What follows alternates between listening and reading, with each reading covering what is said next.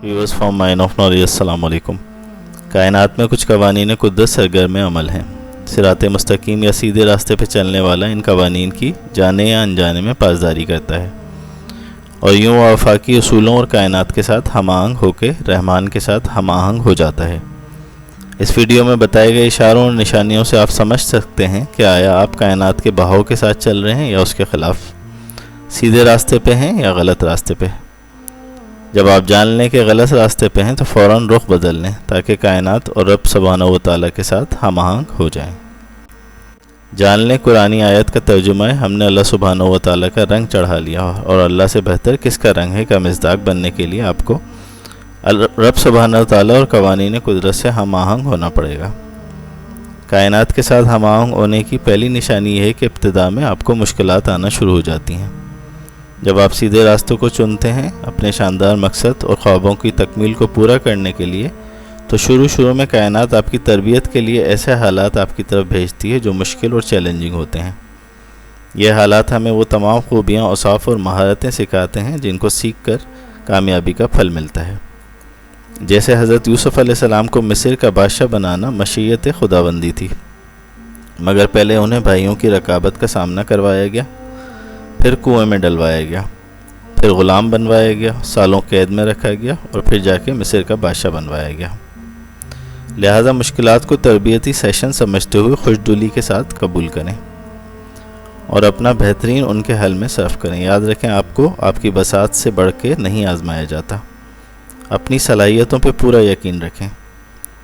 दूसरी निशानी कि आप कायनात और कुदरत के साथ हम आहंग हैं या नहीं, यह है कि आपकी ख्वाहिश के मुताबिक चीज़ें आपके सामने आना शुरू हो जाती हैं। अगर आप देखेंगे कि आपकी ख्वाहिश से मुताल्लिक़ ये चीज़ें आपके सामने आ रही हैं तो जो आप चाहते हैं, तो ये निशानी है कि कायनात आपसे बातचीत करने में मसरूफ़ है और बता रही है कि बेहतरीन चीज़ें वक़ूफ़ पज़ीर होने वाली हैं। कायनात से हम आहंगी की तीसरी निशानी ये है कि आप माजी को फरामोश करना सीख लेते हैं और आगे मुस्तकबिल पे नज़र रखते हैं। आप माजी की तलखियों, बुरे तजुर्बात व वाक़यात को भूलना सीख के आगे बढ़ना सीख लेते हैं। ये वाज़ेह निशानी है कि आप सीधे रास्ते पे हैं और कायनात आपको सुन रही है और आपको आज़ाद कर रही है बुरे एहसास से, बुरे तजुर्बात से, बुरे माजी से। चौथी निशानी है कि आप कायनात के साथ हम आहंग हैं कि आप हर तरफ मस्बत चीज़ें देखते हुए और कामयाबी हासिल करना शुरू कर देते हैं।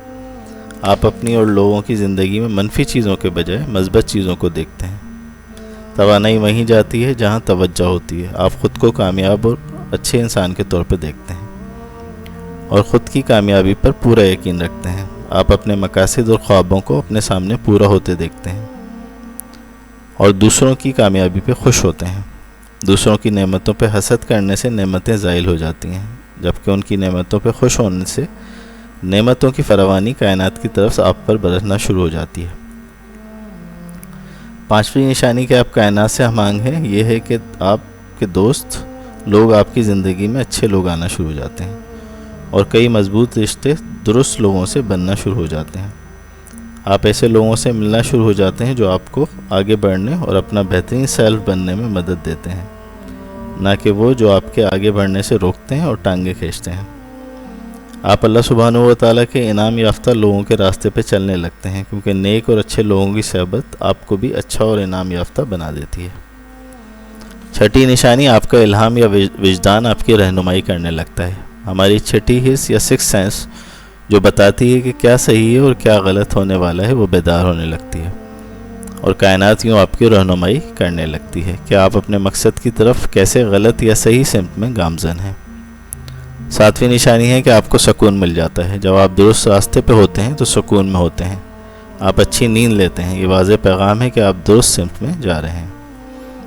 आठवीं निशानी ये है कि आपको बुराई से नफ़रत होने लगती है और बुरे लोगों से इज्तनाब करना शुरू कर देते हैं, क्योंकि बुरे लोगों की सोहबत बुराई तक ले जाती है।